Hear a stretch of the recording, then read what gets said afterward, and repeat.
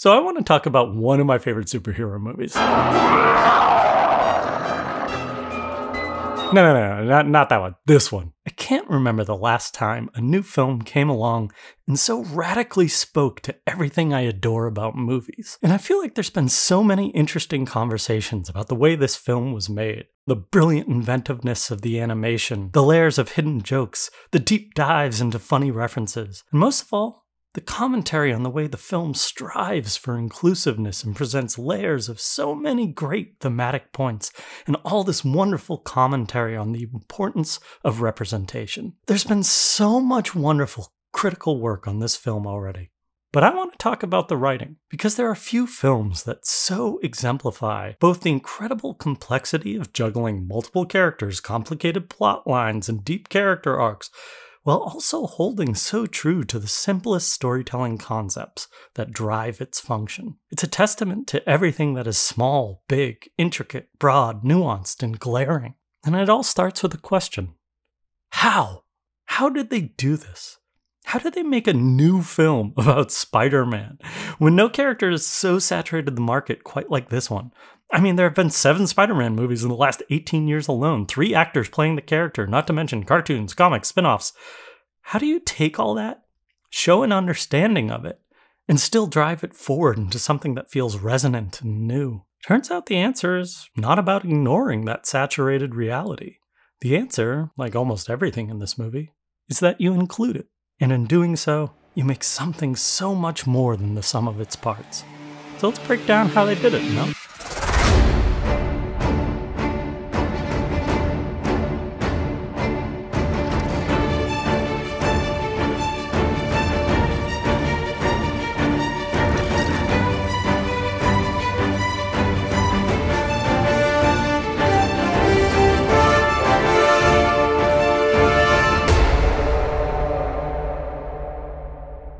From the onset, we get the familiar logos, but the film is also letting us know that something is different, that we're going to be glitching with familiar iconography, preparing the audience for the style that is going to come.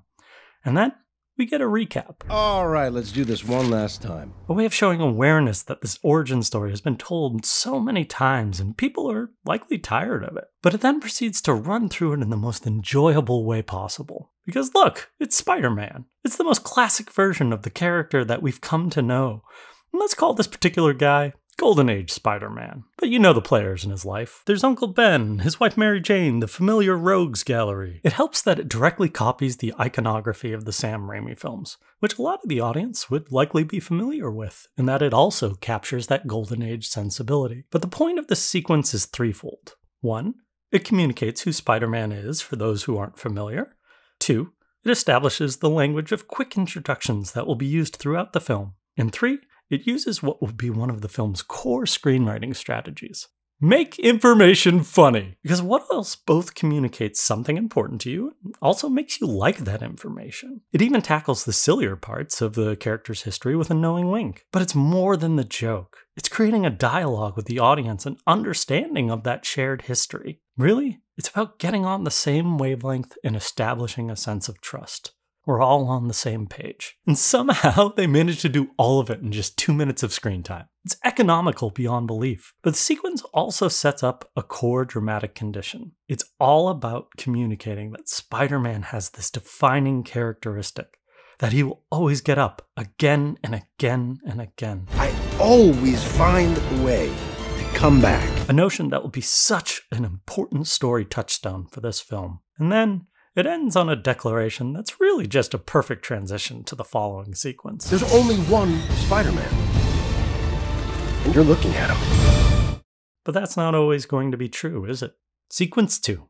You are Miles Morales. We cut to a young man that we are now looking at too. Here, we have to do the humongous job of introducing our main character. People always talk about establishing likability, but that's sort of the wrong word, because we don't want to make someone seem like they're this impossibly good person who is saintly and above the audience.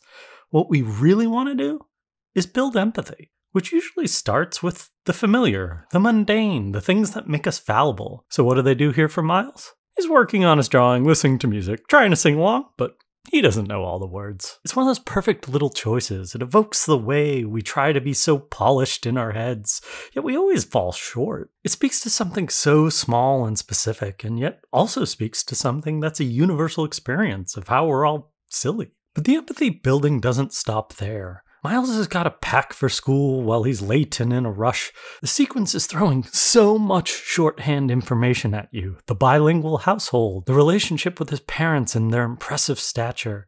We see him with friends in the neighborhood, putting up stickers and having fun, and yeah, it's the police. Well, it's worse than that. It's his dad. Okay, quick aside, because we have to talk about the fact that his dad is a cop. And he's also named after Confederate President Jefferson Davis. Holy fuck, is that true? Oh, yeah. Yeah. Oh my god, what the fuck? Oh, yeah. No, it's like it's one of those,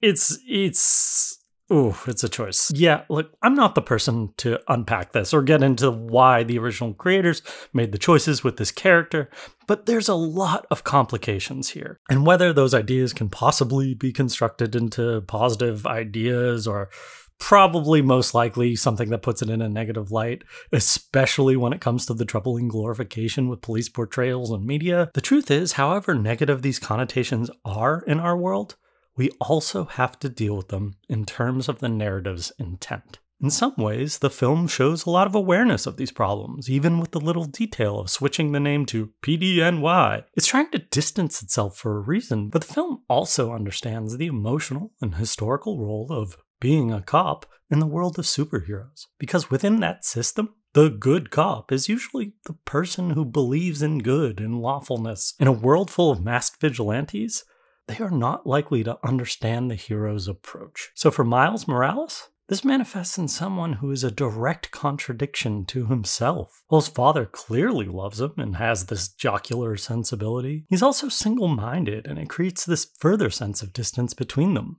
one exacerbated by the fact that he's this towering, stern figure who dwarfs him. His father is also out of touch and believes in these old systems. Note the way he can't seem to keep up with a changing New York. Is that a coffee shop or a disco? Emotionally speaking, Miles is also clearly embarrassed and dislikes the idea that his father's a policeman. Even with these pressing morality questions, it's more that he's a teenager going to school, and that means his dad has the least cool job on the planet. And worse, he does things like this.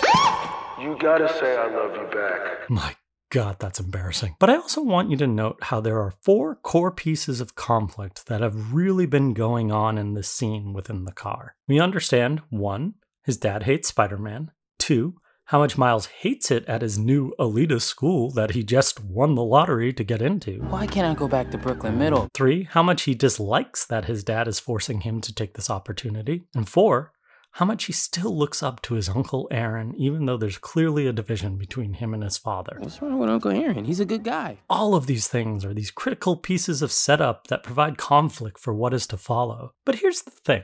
It's not really about the information. I see so many movies treat exposition like it's a list of facts that we want the audience to memorize. Instead, audiences tend to track the emotion, because people don't catch all the words or memorize the proper nouns. Hell, how many times have you seen a movie and not remembered a single character's name? Often, the thing that we remember, which is to say the thing we most absorb in a given scene, is how the characters feel. That's what you have to write and put into the story to establish these conflicts. We call this an emotional arc. And it's what happens with stories that aren't always driven by the therefore buts of conventional plotting. By the way, that just means that the story is directly related to the cause and effect of the central plot. It's stuff like, oh no, they attack New York and suddenly all the heroes have to go there. But here, the cause and effect is entirely within the character's headspace. So in all these scenes that are to follow, think about it and ask that question. How is Miles feeling? Because it's going to be our guiding light. Take the way the next sequence extends into the school. We see that he feels embarrassed from the goodbye with his dad, but he's trying to put up a brave face. We also see someone say, "Your shoes untied." And he replies, Yeah, I'm aware. It's a choice. and it's another one of those beautiful little details. because it's a choice of something that he can have control over. A little bit of chaos and rebellion and sloppiness that he can introduce in his life. And as he tries to navigate school, so many things move fast and furious. But we track these feelings. They stack up on top of each other, all aligned to a purpose. Great expectations, pressure, stress. We understand so much of his headspace. He hates the pressure of having to live up to any of this. He just wants to be unlaced and free. But then when Miles runs late into class, we briefly meet a new character who's come into our story. Now, in romantic comedy terminology, this would be called a meet-cute. And it's when there's some cute or fun way that two characters first interact. But I think meet-cutes should have a broader application than more than just romance. Because there's all sorts of fun ways that all sorts of characters can come together. And what do we get for our first introduction to this young blonde schoolmate of his? Sorry, it was just so quiet. Yeah, it's a pity laugh, and one that can find some matter of kinship afterward. Now, there's all these other hidden layers of what's going on with this character and why she's there, but right now, it mostly exists to establish their relationship dynamic. That would be her pity, and purely by the fact that the story is emphasizing their interaction, it tells the audience she will be important to what is to follow. And yes, if we're tracking the feelings, Miles obviously has a crush on her too. But even with this nice little connection, the pressure is taking its toll on Miles, to the point that he's actively trying to fail out of school. His teacher recognizes what's happening, and instead of punishing him, makes him understand that what is happening in his life is a choice. Thus, she gives him an essay on who he wants to be, as all the notion of great expectations hang over him. But so often the question of who do we want to be is so lofty to a young person, because the real thing that teenagers care about is, what do I want to be doing right now? And Miles wants to be outside. He wants to be with people who understand him and don't put pressure on him. He wants to be free and having fun. Enter Uncle Aaron. He's the cool uncle. The one member of the family that Miles can actually talk to, but also someone Miles is trying to impress. There's a real aspirational relationship here. He wants so badly to be seen as cool and like he's doing great. It's a new girl. Actually, she's kind of into me. And his uncle wants him to live up to his cool potential too. He even gives a piece of advice on how to talk to someone he's interested in. Find that girl. You walk up to her and be like, hey. No, this is not a good idea. Don't do this. But here's the thing about all of it. Uncle Aaron just wants to help Miles do what he wants to do, which means it's time for them to do some fun graffiti in the subway. Now, this scene also does a remarkable job with setting up little key details and setups, like seeing how Miles is bad at climbing, and setting the seeds of Uncle Aaron's future role in the film with the line, Did an engineering job down here. And I also love this transition when he's talking about the graffiti and he says, Slide history on these walls. and then we cut to a super spider. This one's number 42, which seems both a tribute to Jackie Robinson and Hitchhikers. It's sort of a combination of different ideas there. But more importantly, there's just this tenor of Miles and Aaron's relationship. We love seeing the two of them together. We love how light and fun it feels. And what's great is that Uncle Aaron is putting no expectations on him. It's the way he can feel clear and do what he wants, not what he's supposed to do. He can follow his own spark. And in that way, we see how these two figures, Uncle Aaron and his father, represent two competing instincts within Miles: duty and freedom. But the truth is, as much as we want to be free, expectations are something that get put onto us, like a seemingly innocent spider bite that can actually change your life. Miles, let's go. God, that's such a funny cut. In here, I've talked so much about the plot setup and getting into the main head of the character, understanding their psychological space, and now the main conflict of the spider bite is ago. They somehow pulled all of this off in 14 minutes. Like, ow! Sequence 3, puberty. And thanks to the radioactive spider bite, our young Miles has some new expectations thrust upon him. At first, the powers manifest with funny little details, but instead of using these new powers to be cool and do awesome things he couldn't do before, Hey. the story builds more empathy through horribly embarrassing things. It's just puberty. I don't think you know what puberty is. It's all conflict that feels real and human and mortifying. Remember, we're not perfect, graceful beings. We're all idiots, just dumb, wet babies falling in the grass. And the great thing about the puberty lines that he keeps saying over and over and over, It's a puberty thing. is that it's actually calling out the metaphor of what so many teenage superhero metaphors are really saying anyway. It's all that teenage anxiety, and heck, it's written right into the fabric of the scene. They're talking about me. They saw everything. He knows, she knows, they know. Wow, she's super tough. Again, we track all of this because of how Miles feels. And as it's all happening and spinning out of control, we get another part of the metaphor here, because he's stuck, which means he's operating in a place of fear and paralysis. He's clinging to the ground. There's no leaping happening here, just sticking. He doesn't even understand it.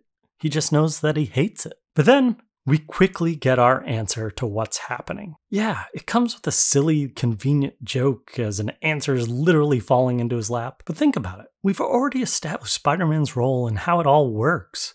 But there's an even better reason. It's not interesting to dwell on it any longer. There's no drama, no purpose to him not understanding what's happening any longer than the fun hijinks we just saw. Anything else would be repetitive. So we want to get from point A to point B as quickly as possible. Because once we get to point B, there's so much better drama to be found. So the story gets us to point B quickly. That's the whole thing. They managed to do yet another whole sequence of setup and learning in just 18 minutes and 29 seconds. How do they do it so fast? Sequence 4, the two Spider-Men. We move into our next sequence by staying right in Miles' headspace. Notice how it even uses the comic booky thought bubbles that guide us through his feelings, but it's also directly impacting the plot. There's this saying in writing that the next scene shouldn't be some preset beat in a stale formula. It shouldn't be a step in the hero cycle. It's simply sitting down and asking, what would the character do next? And it's much easier to answer when a character is well-defined like this one, because Miles is looking for help. So of course the first person he calls is Uncle Aaron. But it seems he's working on another job, so Miles has to go to his next option, and that means calling Dad. But we've already established how they have bad communication between them, so we understand his apprehension. Thus, we completely understand when Miles hangs up. That's what good writing does. It's so you don't have to explain things in the dramatic moment. You set it up so that we already understand when they make the choice. Next, Miles falls further into denial. He wants to convince himself that he's not Spider-Man, that this can't be true. So he goes back to the scene of the spider bite. We see it literally on the wall, the kid who wanted no expectations. But he has a big one right here. And upon inspection, the spider is definitely not a regular one. Then he hears a noise. Why is this happening to me? Well, it's the spot you're going to have a third act climax, but for right now, it's a place that's drawing you in to something else. Now here's a question. How does Miles just so happen upon a Spider-Man fight? Isn't that all the luck in the world? Well, again, the thing that put him into the spot in the first place was his Uncle Aaron learning about an engineering job. So there is something responsible for this, of course. And also, of course, his spider sense is drawing him in. His connection. And so we get our first look at Spider-Man. We get to see our Golden Age Peter Parker hard at work. It's sort of everything you want from a Spider-Man, the jokes, the confidence, the charms, the failures right in the middle of trying to make everything work. But then we get a brief respite right in the middle of the fight. Spider-Man realizes that Miles has his powers too. I thought I was the only one. You're like me. You get the sense of amazement, but more also this quiet relief. He's not alone. Miles expresses his fears about having to be like him, that he doesn't want to live up to this, but Golden Age Spicy? Golden Age Spicy. Golden Age Spicy. Perfect. Yeah, but Golden Age Spicy. But Golden Age Spidey tells it to him straight. I don't think you have a choice, kiddo. There's gonna be some real expectations to this. But the hard news also comes with a message of mentorship and the support he so desperately needs right now. You're gonna be fine. I can help you. If you stick around, I can show you the ropes. But of course, the moment is interrupted right as they're getting along. Seems Golden Age Spicy has to go. Spice, of course. I really didn't need to do that. I really didn't need to do that. Christ. Okay. Okay. All right. Golden Age Spidey goes off to save the day as Miles hangs back. But there's this line in the middle of the fight that is so poignant. I can't explain how much it affects me because I think about it all the time. I am so tired. It's this expression that we don't see enough in the humanization of these kinds of heroes. This constant need to save the day, the pressure, the grind, the years of thanklessness, the sheer exhaustion, it's all there. And yet, Spider-Man pushes on. Now, this is also where we meet our villain, Kingpin. Again, think about the strategy of the writing here. The story has stayed completely focused on Miles and building all the things that we need to do with his character. We didn't cut away to some needless build-up or introduction scenes. Instead, our villain enters the story when he enters Miles's viewpoint. And boy, does Kingpin take up a lot of the view. A man larger than life in every way, the menacing Manhattanite of organized crime. He'll stop at nothing to get what he wants, and right now, he seems to want something very, very badly. All we know is he's going to use this giant quantum machine to get it. And as Spider-Man fights Goblin in the Collider, they breach the 5 dimensions and everything goes unstable. Spider-Man gets thrust into the time stream and sees something. The world begins glitching and there's immediate consequences. Spider-Man's been hurt. Badly. He needs Miles to finish the task while he will keep Kingpin distracted. Miles makes the promise that he'll do what he needs. And then he moves away. But Kingpin and Spidey have a standoff. Spider-Man tells us a really important line. I know what you're trying to do. And it won't work. They're gone. We see the way it hits Kingpin. We get this brief second of hurt and emotion in his eyes, and then... And that's how Spider-Man dies. Really, truly dies. Simply by telling his greatest enemy the truth he doesn't want to face. Miles is traumatized by this moment. There's no other word. Stuck in that place of fear, he sticks and immediately puts himself in danger. After all, Spider-Man always has to be moving. But this is doom. And so the Prowler comes after him and there's this terrifying chase and Miles barely escapes. But what now? He's not going to have a mentor. He's on his own. So far, we've bounced so many details and scenarios and moved our hero around so fast with so much plot, and the question is, why? Well, the first reason is because we're getting Miles into a place where he can engage the main plot of the movie around him, which in this case is a bunch of dimensional disturbances. But think about everything we've established now. We now have a mission, a mentor who's gone, a villain, a conflict, and even a MacGuffin. I'm sorry, a goober. But while we're doing all that table setting, I keep saying it's about tracking Miles' feeling and his emotional arc. So here's a question that goes with that. What is the point of putting mentorship right in front of him and yet cruelly yanking it away almost immediately? I mean, we know the familiar trope about mentors dying, but why do it so quickly? Well, it not only makes Miles' challenge even harder, it shows us the thing he needs in his heart. And more aptly, it shows what is going to be lacking around him in the following sequence. Reeling from the loss, Miles immediately goes to the next place where he can try and feel safe. He doesn't even ask questions, he just needs a hug first. The relief from danger. He knows that his father and mother can be that in a literal sense, but there's something so much more dangerous about the prospect of opening up to them about everything that's happened. You know how we set up the idea that his father hates Spider-Man earlier? Well, here Miles so badly wants to tell him, but he has to be sure it's safe. And so he asks, You really hate Spider-Man? but Miles doesn't get the answer he needs. The emotion of the scene is so reminiscent of when teens want to come out or tell their parents some huge personal news that they're not going to like. And it all feels more of a disconnect when they continue to put that pressure on top of him with new pressure. Our family doesn't run from things, Miles. But little do they know, the thing he's running from, it's the most daunting pressure that can be put on anyone. The mantle of being Spider-Man. Which is something we begin to articulate so beautifully with Spider-Man's passing. It's said that the best eulogies get into the heart of who someone is. Peter Parker has always been one of my favorite protagonists because of how much difficulty he faced. Not just evil, but in juggling responsibilities or having no money. And all the while, he always fought for a normal life. He fought for love in the face of all these challenges. He was a regular person.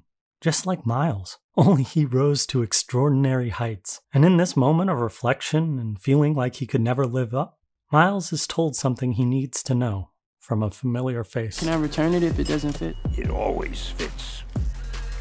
Eventually. To me, how one uses the obligatory Stan Lee cameo defines so much about how you feel about the material. Because you're talking about someone who is good at being a one-note joke in some things, but he can also lend tremendous weight to what appears on screen. Hearing him say the words, it's something that really hits home to this day, especially with the fact that Stan Lee would die soon after filming this. He gives the words of advice that Miles needs to hear. And in traditional fashion, the emotional moment comes with the great joke, but that's just part of how this movie explores the range of humanity. But with those words of encouragement, Miles begins with a real intention to try and be Spider-Man. Standing there in his store-bought imitation costume, he feels like an imposter. And notice that the scenery is reminiscent of Sam Raimi's first movie and the first jump that character does. Like Peter, he's going to try and sum up his courage. Embarrassed, he tries a smaller building, and instead, he doesn't even get to jump.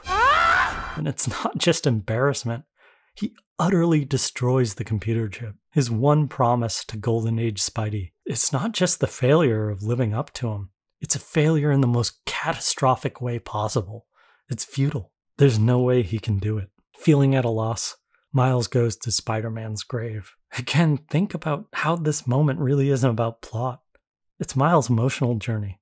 It's the one place he would go. The place that shows where his head is at, and how low he's sunk, and how little he can do. I mean, he can't be... Wait, does that say this version of Golden Age Spider-Man was born in 1991?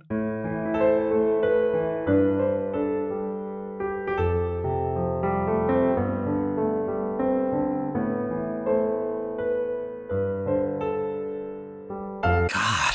Anyways, as low as Miles feels, he's about to meet someone who will change his fortune. You know, eventually. Sequence 6. Not quite on his own. Enter Peter B. Parker. We get the familiar one last time montage, and what I like so much is it's not a singular version from the comics, but a composite of a lot of the later storylines, which were more sad and dramatic. We see that this version of the character, he and MJ have split, and Aunt May has passed on. We even see that he's Jewish, but once again, they're making the information funny. It's not a sad, maudlin affair. What we see is that he's putting up a front, and it plays for laughs. But at the same time, it's a front for some serious depression, so it still feels honest and real and vulnerable. And more importantly, we still understand what this character wants in his heart. Could you imagine a seahorse seeing another seahorse and then making it work? Now here's the thing. The entire reason to switch to Peter B is inspired, because it also shows you that there's a different range to this character within Peter Parker, but also it gives Miles a foil that's cynical and doesn't want to be there. Someone who he can have a real relationship with and end up changing. And thanks to the glitch in the quantum whatever machine, now he's here. And their fates have been tied together. I mean, literally, this is like a total handcuffing trope where two people are stuck together and, must escape. Also, the following action sequence is kind of perfect in that it shows how hard it would be to be Spider-Man web-slinging around. I mean, I would just be freaking out all the time and hitting everything, right? But it also sets this perfect counterpoint to the more elegant fighting that's going to come later. And even when they get away and there's still so much danger, first, they need to stop and get their objectives aligned. Because Peter B just wants to get home. But there's a chance that means Miles' world would get blanked out of existence without fixing the chip. I love the way the two of them pace outside, walking up and down the walls, trying to find a moment of synthesis, aka getting on the same level. And the only real way Miles can get through to him is just by guilting him. But once he does that, they can be off. I love this burger, it's so delicious. Okay, I really love this second part of the scene, because in writing, sometimes you need to slow down and really set up a bunch of important stakes and character dynamics, and when you have a lot of exposition and negotiation to get through, sometimes you want to break it up into two scenes, just like they do here. Some of it is just technical plot stuff and establishing the name of the Goober, which is their fun name for a MacGuffin, but it's more about establishing their dynamic. Miles and Peter B are attached in a fatalistic sense, but they're still in a moment of dramatic impasse, because they're two characters diametrically opposed with different needs. Peter B is largely given up. He's honestly depressed and he just wants to slide into fixing the situation in the easiest way possible. There's other elements. He doesn't want kids. He doesn't want to be doing any training. He doesn't want that responsibility. He only cares the bare minimum. But Miles, he needs him to care so badly. Still, they manage to make an uneasy agreement of dramatic synthesis, which pushes them forward into the new conflict. And a bus ride, which is really just one of those perfect superhero jokes in a movie that's actually chock full of them. And that's something to talk about too. So much of this movie's writing is just endlessly strong gags and dialogue that's fantastic. I could sit here and be like, oh, the key is really be funny. I don't know. But the truth is that this is actually crafted stuff. The same lessons of setups and payoffs and dramatic structure, those are the same elements of comedy. It's creating tension and relief in alternating fashion and having a dialogue with the audience's expectations of what's about to happen next. That's comedy. And that's writing too. Anyway, they get to Alchemax and now it's time to pull off a heist, full of clearly articulated goals and objectives, along with the way that they make that information funny. Step 3, I re-examine my personal biases. They even use so much shorthand with the characters to put them on the same meta page with the audience. This is pretty standard Spider-Man stakes, you get used to it. Now, of course, the heist goes terribly wrong because failure is always way more fun, but we see these clearer hints of Miles' invisibility and shock powers, the ones that he can't control. By the way, these are really great character choices that reflect both Miles' fear and his creative spark. But I love the way this entire scene builds on so much chaos. Miles can't control his powers. A new version of Doc Ock reveals herself. The scientists all have guns, and they even have to navigate cluttered desktops. God, that's such a good gag. In writing action scenes, we call this stacking the odds, which means we're piling conflict after conflict after conflict. You want the characters, and thereby the audience, to feel the pressure of this. Everybody knows that the best way to learn is under intense life-threatening pressure. But even with all that pressure, they somehow get away with the goober, and it leads to this cathartic moment where Peter B actually teaches him how to thwip better. But as great as this accomplishment is, it's short-lived. Getting away from a supervillain is a much harder task. Doc Ock gets the goober back, and they're seemingly done for. Now they need someone to come to their rescue. But whoever could that be? Sequence 7. Enter the Spider-Persons. Here we meet Spider-Woman, aka Gwen Stacy, aka Gwanda, complete with another one last time montage. I love the way we're establishing the rhythm of these now, but also it's really handy because there's probably someone in the audience who doesn't know her spin-off comic book story. And it's like we really built this quick and ingenious way of communicating important ideas. And what I love about her origin is it's not just about her obvious coolness, but how much of it is really in her autonomy, and how the depiction of platonic friendship is really important to her. The biggest things we understand about Gwen at this point. And I don't do friends anymore, just to avoid any distractions. But really, it's the trauma of her loss. Notice that important link. These are two characters that have been wounded in their lives, and they're coming to a new space to learn about how to be. But also notice her character hasn't shown up out of nowhere. There's a reason they put her dimensional shift 1 week earlier and then peppered her appearances throughout the story. One reason is logical.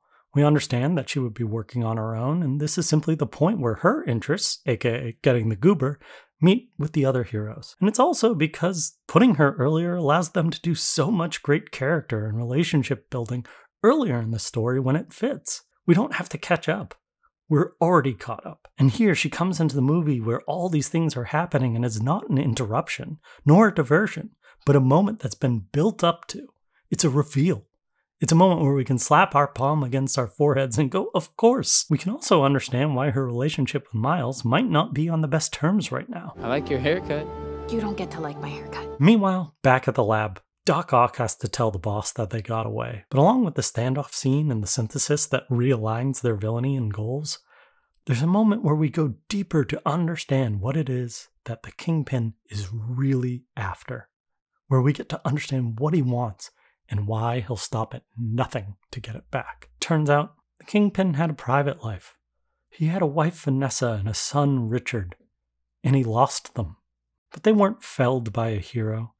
It's that they turned and ran when they saw the monster that Kingpin really was. They died as they ran from him. And overcome with a mixture of guilt and shame, he'll do anything to go back to his safe place of happiness, including tear apart the universe to try and find a dimension where they are alive so he can be with them again.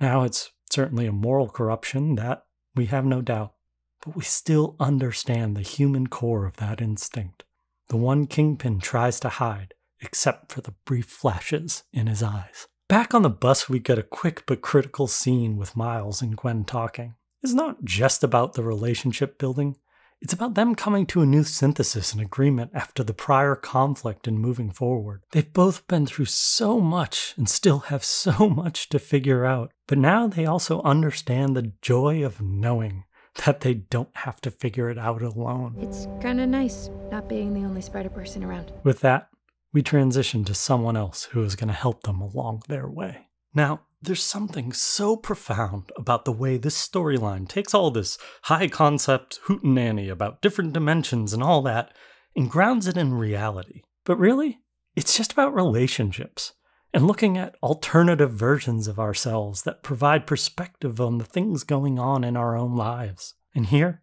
Aunt May and Peter B., they get to see the very people they've lost. I'm not ready for this. It also evokes that emotional feeling of seeing people who have been gone from our lives suddenly right there in front of you. They both share this sadness, but she can't stop being Aunt May to him.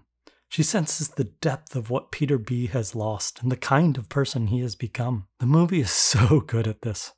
It throws so many jokes and bits of crazy action at us, but right when it has a chance to get emotional, it goes for it in this really earnest and open way. And when it comes to the plot, it knows exactly what to skip over. Because Aunt May already understands who they are and why they need help. So the audience can just skip right over it too. And it turns out, there's a really good story reason that she's holding on to. For we emerge into Golden Age Peter Parker's cool-ass lair, and as Miles sees all the aspirations of what he could be, just as Peter B sees a version of himself that was happy, we then get to realize that all three of them are not alone. Once again, we're hit with the one last time montages, but now we're introduced to 3 new Spider-Persons. Spider-Man Noir, Penny Parker and her robot spider, both from the future, and yes, John Mulaney voicing the great Spider-Ham. There's this hilarious layering of the devices we've come to see with small alterations, and it's all building to this utter joy of realizing they're not alone either. You're like me. But once again, I'll stop and ask, why? Why is the story making this choice? Why present these characters all at once? Why even include them in the narrative at all? Doesn't this seem like a lot? Well, the answer is simple. Because it's delightful, damn it. I mean, there's so much joy and laughter in bringing these characters on screen. Who doesn't want to see John Mulaney be an old-timey cartoon, or Nick Cage doing a hard-boiled detective voice? Sometimes I let matches burn down to my fingertips just to feel something, anything. It's something that brings out this magical it factor. But more than that, it expands the very horizons and understanding of what Spider-Man can be. It can be dark and brooding or over the top and cartoony. It just makes for something that's so much fun. But, you know, I understand. Things can't just be fun. They have to be integrated in a story in a way that functions. And that's why it's happening right now. Because when they come in and tell Miles that you're just like me, that's the problem. He's not like them. He's still scared and can't control his powers. Remember how I keep saying that the story is what it feels like inside Miles' head? Well, right now, we're introducing everyone and it feels so overwhelming to Miles. He's trying so desperately to live up to them. But these 5 accomplished Spider-Persons, they're on their way. They wear him down. Even though he still wants to make his promise to Golden Age Spider-Man, even though he's still trying to do what's asked of him. They say what he knows is true, deep in his heart. He's not ready, it's obvious. And that's because he still has some things to work out on his own. Sequence 8, Family Troubles. Okay, there's 2 questions I see come up in the popular discussion of this movie a lot, and I want to address them. The first is like, why doesn't Miles man up and be a hero? And there's a simple reason. It's because it doesn't want Miles to be another in a long line of stoic, detached badasses that allow for indulgent fantasy. They want him to be a vulnerable person. And the second question is actually an offshoot of that first one. Why does he spend so much time refusing the call? And I have to confirm a really important point. He doesn't. Right from the moment where Golden Age Spider-Man asks him to do something, he says yes, just as he tries to swing on his own, just as he asks Peter B to train him. The problem isn't that Miles is saying no. The problem is that being a hero is really, really, really, really hard. And unlike so many other superhero movies, it acknowledges that it takes time to get better at things. And there's so much aching humanity in the way that Miles fails throughout this movie. He's so vulnerable and hard on himself for this failure too. When he's pulling away, it's not saying no. It's him falling.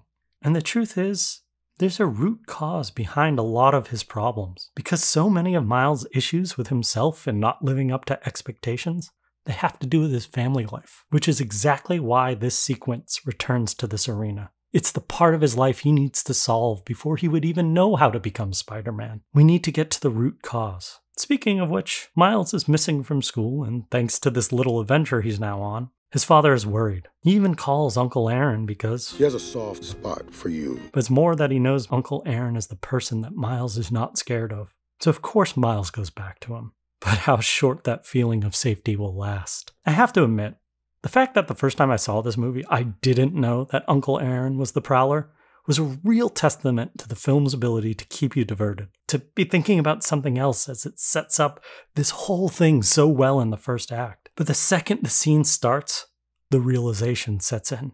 Of course it's him. It makes so much sense now. We get the few dramatic moments of irony before Miles learns the truth in turn, along with a haunting echo to hunt the young Spider-Man down. You know me, sir. I don't ever quit. Oh, it turns out this family never quits indeed. But like the onus of that responsibility, it now feels more like a threat than ever. We get another terrifying chase where we see that Miles is out of control and desperate. Miles barely escapes and comes back to Aunt May's, back to those who can help and console him. He's so shaken, reeling not just from seeing something scary, but something full-on traumatic. He works for Kingpin. He tried to kill me. But turns out, Uncle Aaron isn't alone. Enter a whole Sword of Rogues gallery. People ready to go after our heroes. Oh great, it's Liv. Wait, isn't that only what her friends call her? There's a story there. Anyway, it's pandemonium. We see Miles doing his best trying to protect everyone and get the goober out, but then he goes outside and immediately comes face to face with the enemy he doesn't want to face. They come to the moment where they're unmasked. And you can see the hesitation on Uncle Aaron's face. From everything we've seen, we know they really love each other. But it's an impossible situation for him, because he knows he can't not deliver for the Kingpin. But more than that, he knows he could never, ever hurt his nephew. It's an impasse. It's something that's impossible. But he can't do it. But no, there will be no catharsis. No team-ups. No scenes of him joining the side of good. Only the consequences. Only the loss. The necessary action continues, but the film smartly gives us a moment just a few minutes later to say goodbye. Aaron apologizes and offers understanding words and encouragement. You're the best of all of us, Miles. You're on your way. But I'll ask you, what does that really mean? How is Miles the best of them? The truth is that Miles is a combination of Uncle Aaron and his father. He's smart and easygoing and sensitive and awkward and fearful and empathetic. It's all the things that make him achingly human. It's all these instincts and the openness to emotion and being scared that makes Miles the best of them. This entire time, he has so wrestled with his humanity, and yet he never put that humanity in doubt. This is not only what makes him human, it's what makes him Spider-Man. But that new identity also makes him a target. And it makes him a target to another member of his family. There's such pain in seeing his father pointing a gun at him. Never has he needed so badly to communicate to his father more, and yet never have they been so far apart. And so Miles doesn't want to run, but he needs to. Sequence 9. The Space of Reflection.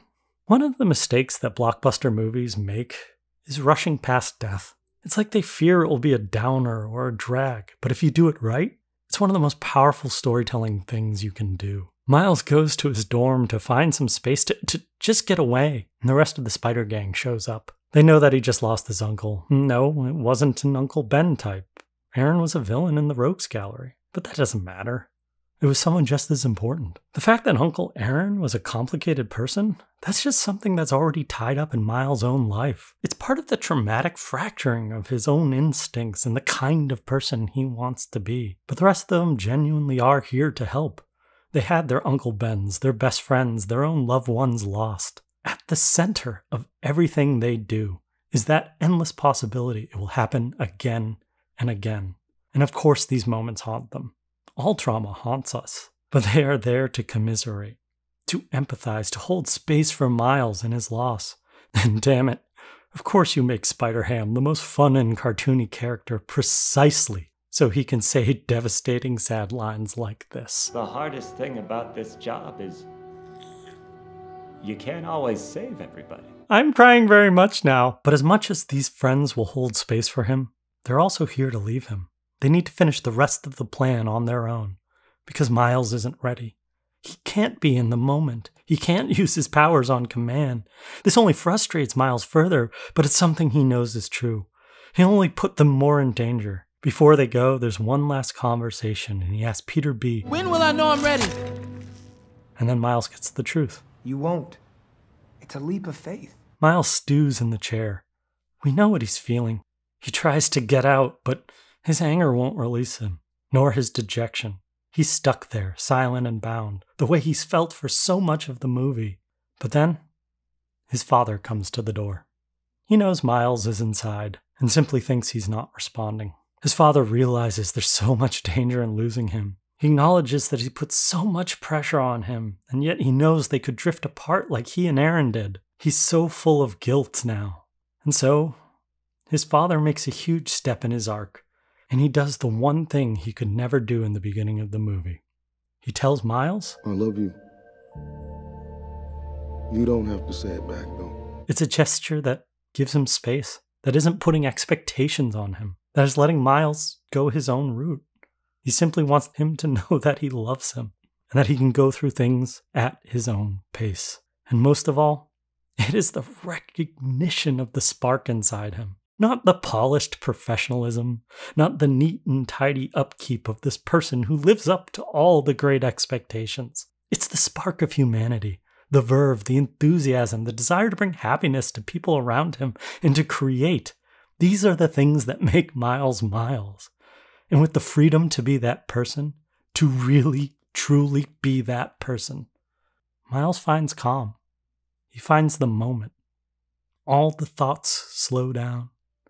And the focus comes in. The music swells, and the spark comes out. It's a moment of sudden control, but even though there's still so much danger before him, sometimes you just have to say hello to him. I wish I could just show this whole sequence because I get goosebumps every time, but there's so much elation, so much joy, so much catharsis, and so many amazing details. The way he's dressing himself his way with his shoes still untied. There's always going to be a little bit of disorder in who he is, but it's a choice. And then there's the way Miles' fingers are still clinging to that glass. He's going to have to tear them apart, because of course he's still afraid. But he's doing it anyway. The glass is going to have to come with him instead of vice versa. There's no better visualization of fears and leaps of faith. And then we get the most incredible shot. But it's not that Miles is upside down. Really, it's showing us that he's soaring, as if rising into the sky, showing us how sometimes the greatest bravery we can do in life is just being willing to fall without a net. He gets into rhythm as he strides, and we see him now jumping on the very same building he tried at the beginning. Miles, it's not that he's becoming Spider-Man, it's that he's becoming himself.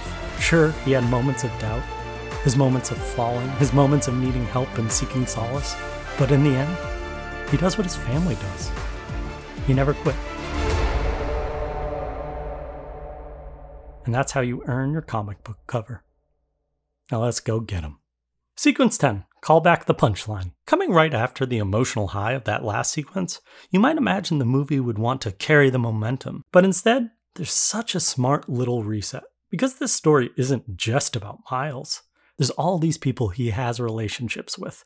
Chiefly, Peter B. Parker. Now, the man has given up and receded, and currently he thinks he's going to sacrifice himself because he has nothing else to live for. But he's been gaining back these small little bits of courage from his growth through the story, which gives him a new sense when he sees this universe's Mary Jane. And using the metaphor of bread, he tells her all the things he really should have told Mary Jane in his own universe. It's a way of making peace before the end.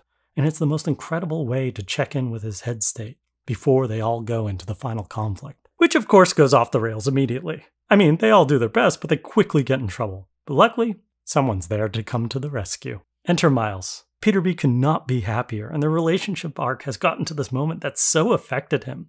He could be fully on changing his mind. I love you, I'm so proud of you! Bravo, kids! God, Jake Johnson's so good in this. The battle goes on, but so much of this isn't just cool fighting. It's about relationships coming together and achieving moments of synthesis. It's an endless series of setups and payoffs come true. You realize how much everything in this movie has just been leading to this huge ending catharsis. Callbacks fly fast and furious. And there's even a really emotional consequence when Penny nearly loses her best friend. But together, Peter B and Miles help get their friends home. It gives so much attention to the emotion of these goodbyes. But notice the way it's also turning some of these goodbyes into mini arcs. Spider-Man Noir didn't close up his feelings in the end. Instead, he tells them, I love you all. And he does it without a hint of irony. And of course, in traditional fashion, the moment is underlined with a joke, but that's just how they make the goodbyes more enjoyable. And then there's Gwen. In the end, she did the one thing she couldn't do at the beginning. She opened back up and made a friend. Now we've cleared space for the final goodbye. But it's going to be one that is born in the fires of threat. Because Kingpin's there, and everything with the goober is going wrong. Peter B wants to stay and help and sacrifice himself, but Miles knows this isn't about saving the day. This is about the fact that Peter B is afraid to face his past life, to go back to his mistakes. And so Miles tells him what he needs to hear. You gotta go home, man. And making it work will be a leap of faith. And now, with his goodbyes done and relationships settled, comes one more, and it happens to be the face-off with the villain. But Miles comes at him with no fear. Sometimes these things just click, and they fight in a culminating battle. Kingpin keeps getting haunted by images of the past, of Vanessa and Reggie, trapped in this cycle of ignorance. He takes that same rage, that same anger, and he nearly kills Miles. But here's the thing. Even though Kingpin is alone, Miles isn't. His dad is watching. Okay, quick story note. His father shows up in the sequence, but I don't think it's exactly properly set up. Because as it's established so far, we really don't know what his father seeing Spider-Man fighting Fisk would really mean to him. We sort of just react off his reaction. I mean, there's even the scene earlier which establishes his father is in the building, but I feel like it needs this moment of showing us how he previously felt about Fisk, then realizing Fisk is bad, and then seeing Spider-Man fighting him, right? So that we can properly track his psychology and how he gets to maybe Spider-Man is good. Does that make sense? Anyways, it doesn't really matter because the scene totally works. It plays right into the most powerful thematic ideas and all the emotional arcs. Miles has felt like an imposter all movie, and suddenly Kingpin is there, right in front of him, and he starts alluding to the real Spider-Man. But Miles is the real Spider-Man now. More than that, he even survives the same hit that killed our Golden Age Spidey. And he does the one job of wearing the mask. He gets back up. And most of all, he knows he's not alone.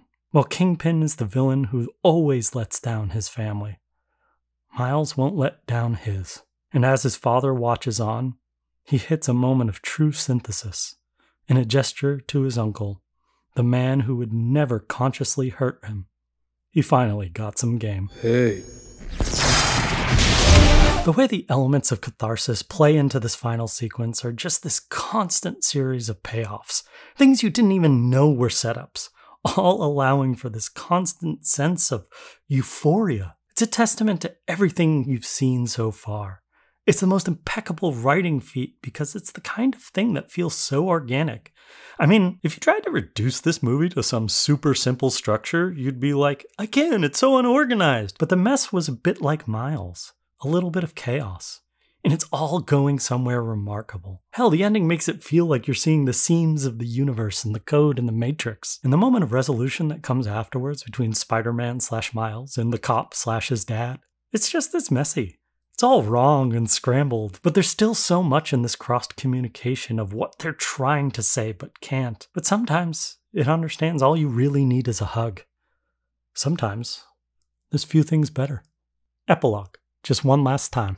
And so we get one last montage for the Spider-Man who has been at it for 2 whole days, just as we get one last look into our characters from the other worlds. Miles and his father have found a way to take his spark and do something communal with it. And most of all, we get the final notions of what this movie has really been about. I always worry that superhero movies have gotten bogged down in the notion of specialness. That heroism is about destiny and being chosen by the gods. And the reason you were chosen? It's because you're a genius. It's because you're great. It's because you're rich. It's because you have magic blood. Folks, it's no accident that this stuff plays into super gross eugenical thought or Randian nonsense about simply being better than others. Those ideas are so far away from what real heroism is about. This movie outright tells us anyone can wear the mask. And that means anyone. And that's the heart of Miles' journey into the Spider-Verse. It's about taking something that could feel so far away and making us realize that it can be us too. And there's so many different kinds of human beings who face the same hero stuff that Spider-Man does. And in that pursuit, there's so many amazing people who can rise to the challenge. There's strength and inclusion and teamwork and knowing deep down I'm not the only one. But it's even deeper than the moment. The characters keep trying to tell us, let's do this one last time, yeah? But there will never be one last time. Heroism isn't just a multitude, it's an everlasting cycle. We will live, we will die, heroes will fall, and new people will have to step up into shoes that feel far too big for them. It will go on forever. Even with the post-credit sequence of this movie, it can go on for someone named Miguel in Spider-Man 2099. But these stories will go on forever because we will always need them to.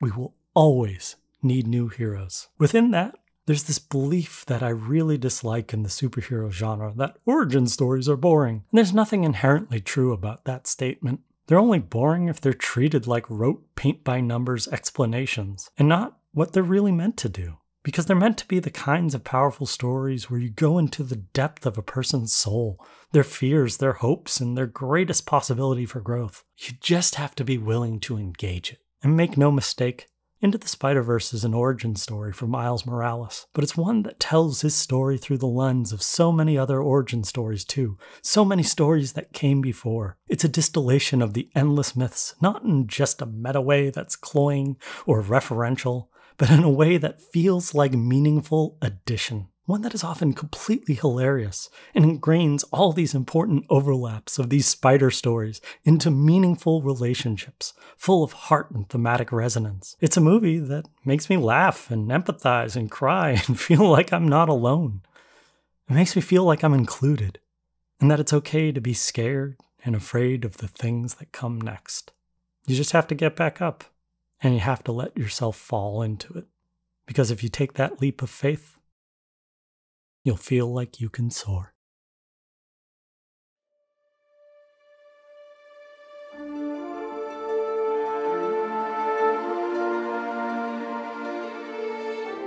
Just want to thank everybody so much for watching. It means so much. And sorry for the audio quality. We're recording this one on Zoom right now, but just really wanted to thank you, and also a special thank you to all our Patreon supporters. You have no idea how much it means and how much it makes this possible. So special thanks, and here's a few shout outs to Lin Yang and Stephanie Wu, and Bill Gallagher, and Greg X Graves, and Presley, and Husbeef, which I always like saying, Husbeef. Also special thanks to Daniel Palembo Tahara, and From Bulax the Poodle, and J6Js? Yeah, J6Js, let's go with that. And Kemper Heron, and Brian Craigshoe, Courtney Lilly, Jose J.B. Garcia, hey, how's it going? And then we have Henrik Dopgore, and Borf with the period. I like the period one. We have Clementine Webb, and Ari Runen-Telly, Julian Rodriguez, Andrew Robles, Eric Goldberg, and Bridget Goff. Again, your support means the world. Thank you so much, and can't wait for next time.